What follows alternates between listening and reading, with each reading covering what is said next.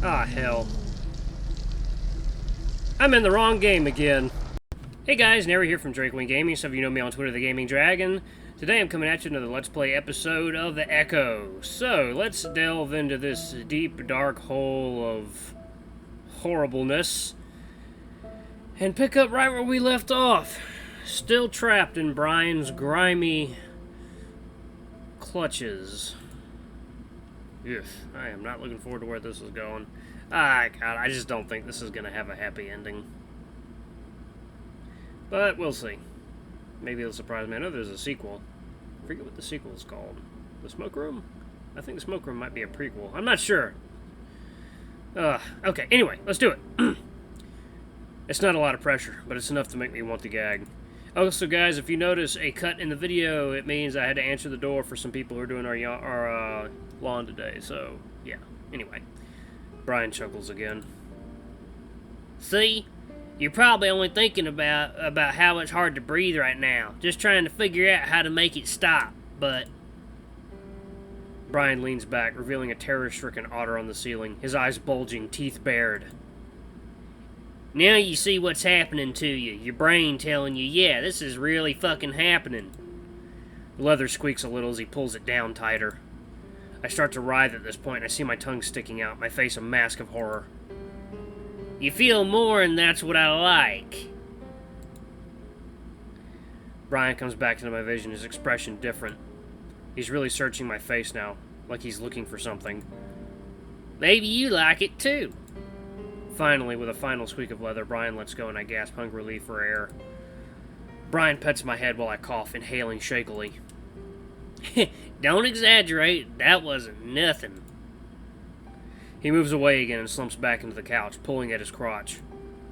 Your buddy Clint gets it way worse. Oh God, Kat's back. She's still in heat. Little girl, shut your mouth. None of the people on the internet want to listen to your yammering.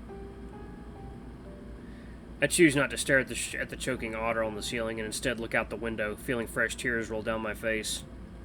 I'm not sure if it's from the choking or the black hole in my chest. I watch the leaves rustling around in the wind and think about where the others are, why no one's come to help me. Finally, I turn my head back to the ceiling. The blank expression has returned.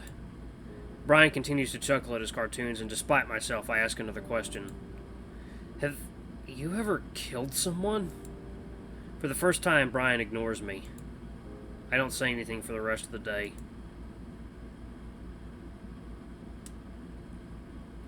I stare into the darkness, the only faint source of light coming from the moonlit leaves through the window. It's been less than 24 hours since I'd been kidnapped. Still, it makes no sense that someone hasn't found me. Is what Duke said about the town true? I wonder what Leo's doing right now, if what he's going through is just as bad. I doubt it. At least Duke seems slightly less unhinged. I give a soft, trembling sigh, my head still throbbing from the day's events. The thunderous snoring from Brian is literally shaking the platform I'm on, and though I drifted off a few times, I can't sleep. He's right next to me, his stained couch apparently doubling as his bed. I shift around on the contraption for what feels like the 100th time, trying to get comfortable when I feel something. There's more give in my right arm than I remember. In fact, it's incredibly loose. I pause, and experimentally wiggle my arm around before easily pulling my hand out from the restraint. I freeze, disbelieving, not wanting to believe in case it isn't true somehow. Painfully, I crane my neck to look at my right arm. Though it's dark, I can see that my arm is clearly free, my elbow on the board, hand in the air. I swallow hard, listening to Brian snores again to make sure he's actually asleep. I try to keep my breathing even, not wanting to make any more sound than I need to, but I'm almost sobbing with relief at this point. Now I'm able to partially sit up and make short work of the left arm restraint. Fully sitting up now, I do away with the final 2 ankle restraints and slide off the table quietly. Brian is still snoring at full volume, and it covers up what little sound I make. Making my way over to the messy floor, I find the steps and try not to stumble down them to open the door. Incredibly, there's no squeaking or rattling as I do, and before I know it, I'm outside in the cool air. I run through the woods and onto the road, sobbing with joy now as I see Leo's house. The lights are on, and as I'm running towards it, I think I even see Carl's horns through the window. What? I run up the steps onto the porch and bang on the door. Leo! Carl! I got out! Open the door! I try the handle and it opens, swinging inward to blackness. I stare, trying to comprehend. You really fell for that. I hear my own voice, but it isn't me that said it. Instead, it's higher pitched, like I'm hearing it from a video recording rather than my own throat. Then I'm sucked into the blackness and slammed hard back down onto a wooden platform. Oh, hell. All at once I realize what happened and my heart feels like it drops through my chest. Of course. A dream. I'm back in the hot, stifling trailer and it looks even darker than it did in my dream. I close my eyes and start to cry quietly. It feels like I've just found out that I'm locked up in a psycho's trailer all over again. I turn my head and look out the window above Brian, longing for some daylight. And then I see two white eyes set against a black face staring back in at me. I jump. What the fuck? Am I still dreaming? Then I see the two beige-colored ears above the head. Kudzu? I gasp again, quieter. I'm overcome with relief once again, but the fear that I'm still dreaming is almost overpowering it. I wave my left hand as much as I can, but I'm not sure he can see it. I realize that none of the light from the window is falling on me. Kudzu moves to the side, then back again, squinting clearly, trying to see what's inside. I think about making a noise, calling out his name, but I have no idea how deep of a sleeper Brian is.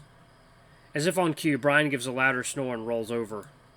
Kudzu seems to have heard it, his big ears perking before he ducks down. My heart hurts just losing sight of him, and I strain at my bonds. Brian seems to be waking up, though mumbling something in his sleep. No, you're dead. I pull with my right arm again, in case my dream had been onto something. It doesn't budge. Fucking... I ain't saying that. Brian's really starting to kick around now, his massive form rolling over onto his stomach, rubbing his face into the pillow. He starts to make loud gasping sounds, and he gets to his knees on the bed. Back off! He holds his hands up, snarling. You're dead! You're dead! I stare at him, almost forgetting about Kudzu. His eyes are open and they snap to me, his hands still out. No! No! His face is etched with horror, eyes wide and white in the darkness. He backs up against the back of the couch as he continues to stare. I stare back at him, unsure of what he's going to do. After about 10 seconds, his expression starts to melt from horror to confusion. I continue to stare back, bracing for another explosion from him for whatever reason. His shoulders droop again and he frowns at me. Did you see her? My mouth is so dry. My mouth is dry, so I have to swallow a few times before I can answer. Who? Brian doesn't respond and starts to look around the trailer. I see Kudzu starting to poke his head up again. At this point, I've made it up in my mind that I want to escape tonight. I'm not going to spend another minute with this maniac.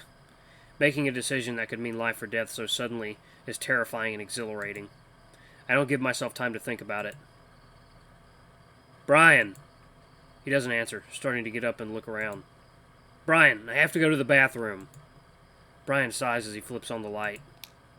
Kudzu drops out of view again. Brian heaves a huge sigh before turning to the counter. He reaches for a pan and dumps out some murky water into the sink. Ugh. I wrinkle my nose. He shrugs at me. What? This'll do. No, I have to use your toilet. My stomach is feeling really bad right now. Brian turns and really looks at me. Like what? You gotta puke? I shift on the platform. No. Oh, 1 second, guys. Hey guys, sorry about that. Looks like I was right. The people showed up. I gave them some instructions. They're going to get right to work, so if you see any more cuts, it's because they needed some guidance. But anyway, okay, here we go. No, I think I have diarrhea. Ah, yes. The ultimate way of getting out of any situation.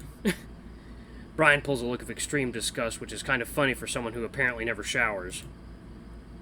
Oh, come on! He glares at me like it's my fault that I might be sick. He looks around a while, then back down at the pan. The bear seems to quickly disregard that idea and sets it back down on the counter. He comes over next to me and starts to undo the restraints. If you try anything... No, I promise, I just really need to go. Brian grumbles as he starts to roughly undo my restraints. I take care not to look at his crotch as it's pressed uncomfortably close to my face. As he pulls my right arm out, I gasp in shock and pain. It feels like a million needles are poking through it as he pushes my arm down next to my body. Wait, fuck! Brian pauses as he watches me grimace in pain, and I worry he's getting off on it. At that moment, though, there's some rustling next to the window, and I try to groan over it. Oh, fuck! The bear looks at me, bewildered and annoyed. What? Now my dream seems even more ridiculous that I'd so easily been able to run off. Everything's fallen asleep. Just take it slower. Brian sighs even louder and gets to work on my left arm anyway. This time he doesn't yank my arm out, though, and lets me slowly move it on my own. It's not nearly as bad as my right arm, which is still violently tingling, but I have to grip my teeth as I move it to rest on my chest. Luckily, my legs are fine, and I'm able to move them easily after Brian takes them out. It makes me worry about what I'm going to try, since I'm not nearly as strong as I should be. Brian is clearly on guard as he helps me sit up from the contraption, keeping his distance as he holds onto my arm. I sit there a moment, letting the circulation return back to my limbs as I try not to fall over from the dizziness. Brian finally gives us a growl of annoyance and pulls me off the wooden platform. I realize that this is the moment I have to make my move. There's nothing nearby for me to grab, so instead I swing with everything I have to smash my fist up against the side of Brian's face. That's not gonna do it. Something cracks in my hand and the pain runs up my arm. I gasp and cringe, and Brian grunts. Brian pauses and slowly brings his hands up to feel the side of his face. I guess I'd hoped that I would be able to knock him out with one punch. That's so stupid. But doing that as an order to a bear, especially a bear like Brian, would have been quite a feat. Brian does seem stunned, though, and that's all I need as I take in a huge breath and scream as loud as I can. Kudzu! Brian whirls on me, swinging his fist along with him. I duck immediately, covering my head with one arm, and the other still locked in Brian's grasp. He only partially misses, his fist catching the top of my head and arm. It knocks me to the ground. It knocks me to the ground and I sit there in a daze. I don't have long to collect myself because Brian is pulling a foot back to kick me. Shut him! I roll to the side and start trying to back away while I'm crouched, but Brian yanks me up on my arm, my head jerking back with a force. Now I'm starting to wonder if Kudzu ended up leaving. If that is the case, then I'm definitely dead because there's no way I'm going to break his grasp.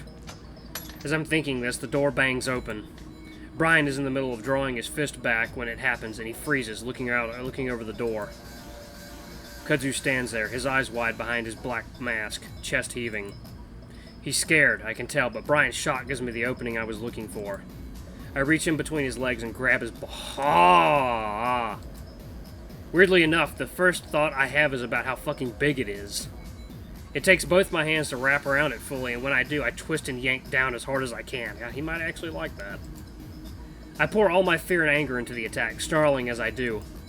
The scream that Brian lets out is so high-pitched I feel like every glass in the trailer is going to explode. This attack is all I have left, so when his retaliation comes, I don't do anything to defend myself. Luckily, it's not a punch or kick, but rather he grabs the fur on the back of my head along with my shirt and tries pulling me back. My face stretches back as I stubbornly hold on and just yank even harder. His sack is stretched and distorted so badly it's barely even recognizable as balls. His screaming suddenly cuts off with the sound of a deep, sickening smack. Immediately, Brian's body crumples onto me as he falls to his hands and knees. It happens in a way that he's splayed over me, his face inches from mine. I have time to smell his gag-inducing breath before the sound happens again. This time I see Kudzu swinging something down, hard from overhead, and Brian's head jolts. I watch as his eyes lose their focus on me, and he slumps down. I turn my head sideways as he comes to rest on my body, crushing the air from my lungs. Kudzu is there immediately and pushes Brian's body aside to the point of being able to pull me out. He pulls me into a sitting position next to him. Are you okay? He's shaking and I can hear his ragged breath in my ear. The contrast between being engulfed in Brian's stench to smelling Kudzu's shampooed fur and peppermint breath is striking. I can't speak, and instead I lean against Kudzu and wrap my arms around him as I sob. Kudzu holds me as he looks over me. Can you walk? I nod silently as I press my face into the fur on his shoulder. Alright, come on. We can't stay here. He stands slowly, keeping me in the embrace as he guides me towards the door. Oh, there we go. Wow, that was a really messed up episode. Thank you guys so much for watching. This has been a daring rescue attempt. It's gonna succeed. It's gonna succeed. I know it's gonna succeed. But anyway, guys, thank you so much for watching another crazy roller coaster ride of Echo. Thank you guys so much. I love you all. I'll see you in the next video. Don't forget to like, comment, subscribe, and ring the notification bell. Until the next video, I messed up the ending. I love you all. Bye-bye.